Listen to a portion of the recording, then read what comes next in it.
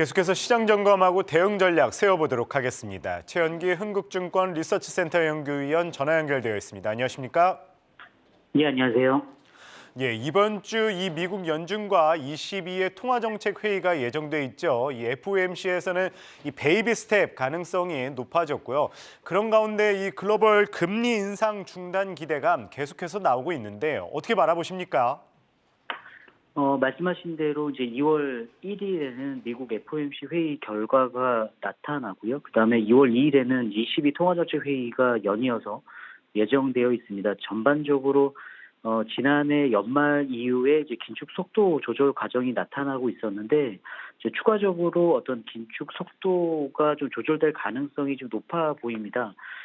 지금 2월 FOMC 회의를 앞두고 이미 이제 시장 참가자들은 대다수 연준 위원들이 이제 25bp 금리 인상을 지지하는 발언이라든가 지난해 4분기 내내 인플레이션 둔화 흐름이 좀 지속적으로 관찰되고 있었기 때문에 지금 25bp 금리 인상 가능성을 거의 100% 가깝게 지금 예상을 하고 있고요. 이미 지금 이러한 부분들을 증시가 선반영하면서 반등해왔기 때문에 25bp 금리 인상 결정 자체가 좀 미치는 영향력은 좀 크지 않을 수도 있을 것 같습니다. 추후 성명서 문구 변화라든가 파월 연준 의장의 어떤 기자회견 내용 이런 것들을 통해서 향후 추가적인 어떤 금리 인상 폭이라든가 최종 금리 어떤 레벨에 대한 힌트 이런 것들을 통해서 아마 그 위험자산 선호 심리가 추가적으로 강화되는지 아마 그런 부분들을 좀 판단을 해야 될 것 같고요. ECB 같은 경우도 2월 회의에서는 50bp 금리 인상 가능성이 상당히 높아 보이고요. 이르면 3월부터 베이비 스텝, 그러니까 25bp 금리 인상이 단행될 좀 가능성을 좀 열어둬야 되지 않겠냐라고 보고 있습니다.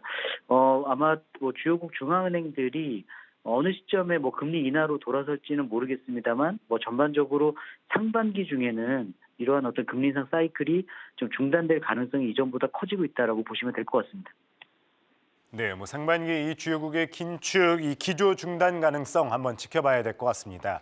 그런 가운데 이 국내 시장을 이야기할 때 많은 전문가들이 이 중국 좀 살펴봐야 된다고 이야기를 하죠. 이 중국 PMI 지수도 발표가 예정인데 이 중국에 대한 리오프닝 기대감 가져가도 좋을까요? 일단 우선적으로 중국 증시의 흐름을 보면 사실상 이제 1월만 놓고 보면 한국이라든가 호주를 제외하면 상승률이 가장 좀 두드러지게 나타나고 있고요. 최근에 중국 우선 제조업 경기에 대한 전망 자체는 경기 판단 기준선을 하회하는 위축 국면이 지속이 되겠습니다만 전월 대비 좀 소폭 반등하는 흐름이 좀 나타날 것으로 보고 있습니다. 그래서 경기 회복에 대한 기대감은 계속적으로 좀 높아지고 있다라고 보시면 될 것 같고요. 특히나 이제 그 중국 춘절 이후에 어떤 소비의 반등이 나타나고 있고 또 대도시를 중심으로 이제 코로나 유행이 어쨌든 정점을 통과하고 있기 때문에 그런 부분들이 아마 추가적인 어떤 증시의 어떤 반등 모멘텀으로 좀 작용하지 않을까라고 생각을 하고 있습니다.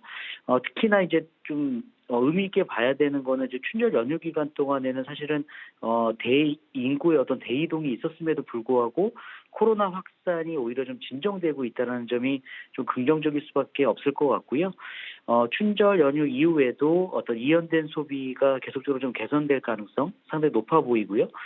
조금 더 시계를 넓혀서 보면 3월 양회에서의 어떤 정책 기대감, 그러니까 작년에는 사실상 이제 정치적 안정 이외에는 시장이 기대했던 어떤 경기 부양책에 대한 언급이 없었습니다만 오는 3월 양회에서는 어떤 경제 정상화에 대한 어떤 이런 정책들이 좀 나올 가능성이 높기 때문에 이런 부분들은 좀 그 리오프닝에 대한 기대감을 높이면서 투자 심리에 긍정적으로 작용하지 않을까라고 보고 있습니다. 네, 연초 이 상승 랠리를 이어가던 국내 증시 오늘은 좀 숨고르기에 나선 모양인데요. 2,500선 탈환이 정말 힘듭니다. 이 2,500선 탈환 가능성 어떻게 바라보고 계십니까?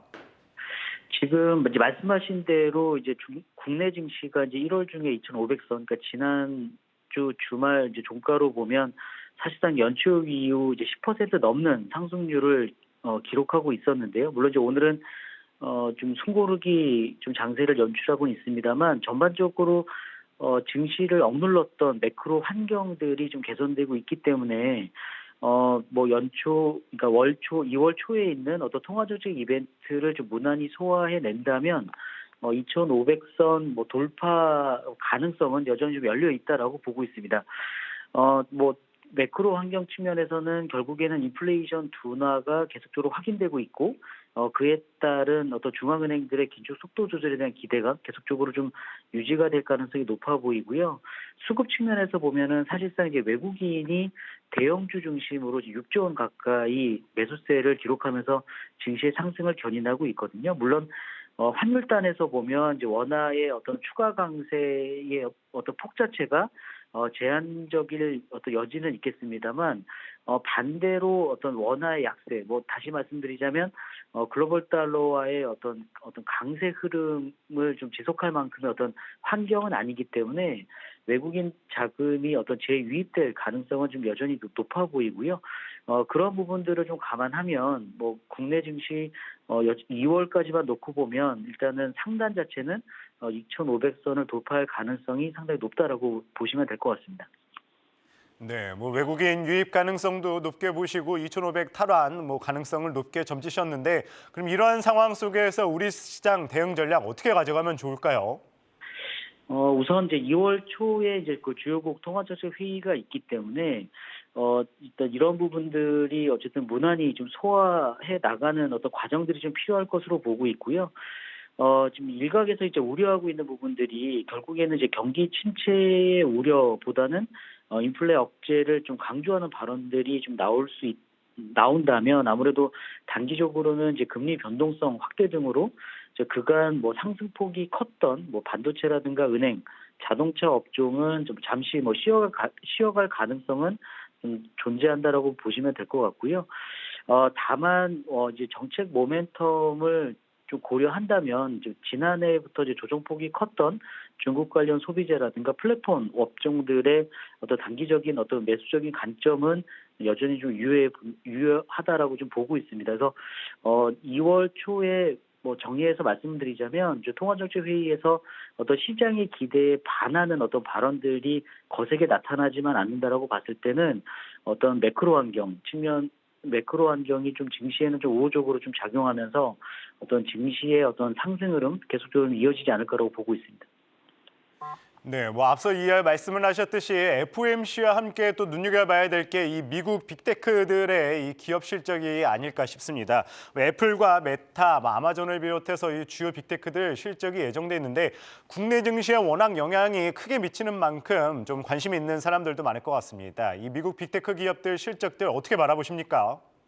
워낙 이제 이전부터 이제 그 실적 추정치가 하향 조정돼 왔었기 때문에 이제 그러한 어떤 컨센서스에 대한 부담은 뭐 크지 않는 것 같습니다. 그리고 또 빅테크 기업들이 이제 다른 기업들과는 다르게 이제 선제적으로 인력의 어떤 구조 조정들이 좀 나타나고 있고, 또 그간의 어떤 그 사이클 측면에서 보면은 뭐 충분히 어떤 주가적인 측면에서 조정을 받아 왔었기 때문에 그런 부분에서 어떤 현재의 반등세가 좀 지속될 가능성이 높다라고 보고 있고요. 물론 뭐 반도체 업종 같은 경우는 이제 사이클상에서의 어떤 반등 시점은 상당히 좀 멀리 있겠습니다만, 바닥권을 확인하고 있다라는 점. 그래서 센티멘트 측면에서는 좀 개선될 여지가 있기 때문에 그런 부분들에 대해서는 좀 장기적인 관점에서 좀 투자하시는 것이 좀 바람직하지 않을 거라고 보고 있습니다.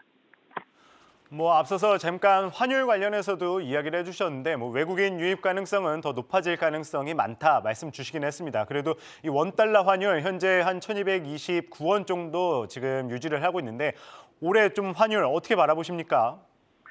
우선은 이제 달러와의 방향성이 상당히 좀 중요해 보이는데요. 일단 제가 앞서도 말씀드렸다시피 이제 미국 같은 경우는 이제 베이비 스텝으로 이제 먼저 좀 전환될 가능성이 높고, 뒤를 이어서 이제 유로존 같은 경우도 뭐 2월에는 50bp 금리 인상이 좀 확실해 보입니다만 이르면 3월부터 속도 조절에 좀 나설 가능성이 높고요. 또 특히나 지금 향후 어떤 경기의 방향성에 대해서는 유로존 경기가 좀 예상과는 다르게 좀 최근에 좀 연착륙에 좀 성공하지 않을까, 혹은 경기 침체 국면이 좀 예상보다는 짧지 않을까라는 어떤 기대감을 높여주게끔 어떤 경제 지표가 좀 호조를 나타내고 있거든요.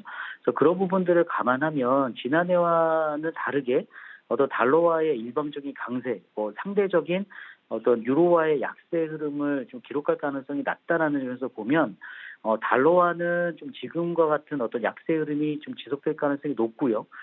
그 반대편에 있는 신흥국 통화는 상대적인 어떤 강세 흐름을 좀 지속할 가능성이 높다라고 보고 있습니다. 그렇게 보면 국내 같은 경우는 물론 이제 경기 상황에 따라서 달라지겠습니다만 일시적으로 좀 원달러 환율이 1,200원 선을 좀 하회할 가능성도 좀 열어둬야 되지 않겠냐라고 보고 있습니다. 예, 마지막으로 이 국내 4분기 실적 관련해서도 여쭤보도록 하겠습니다. 이 대부분의 실적들 좋지 않은 가운데 자동차와 배터리만 그나마 좀 괜찮은 실적을 보이고 있습니다. 이 전반적인 남아있는 4분기 기업 실적 발표하는 기업들 어떻게 바라보십니까? 일단은 앞서도 말씀드렸다시피 이제 컨센서스 자체가 워낙 높지 않았고 계속적으로 4분기 실적 시즌을 앞두고도 이익 추정치가 계속 하향 조정돼 왔었기 때문에 쇼크만 나오지 않는다라고 보면 일단은 지금의 어떤 양호한 증시 흐름은 좀 연장될 가능성이 높다라고 보고 있고요. 오히려 1분기 내지는 이제 2분기 실적으로 이제 시장 참가자들의 시선이 옮겨질 텐데 지금 계속적으로 좀 경기 흐름 자체는 생각보다 좋지 않은 상황이기 때문에 아직까지 이제 실적의 어떤 그러니까 실적의 어떤 추정치 자체가 상향되기까지는 좀 시간이 좀 필요해 보이고요. 지금 제가 말씀드린 거는 이제 어떤 시장 자체가 매크로 장세였기 때문에 매크로 환경에서 좀 눌려졌던 어떤 증시의 반등. 그러니까 아직까지 실적 장세를 기대하기는 좀 어렵겠습니다만 실적 측면에서도 이제 바닥권을 향해 가고 있다라는 정도로 이해를 하시면 될 것 같습니다. 네, 오늘은 최현규 흥국증권 리서치센터 연구위원 이야기 들어봤습니다. 말씀 고맙습니다. 예, 감사합니다.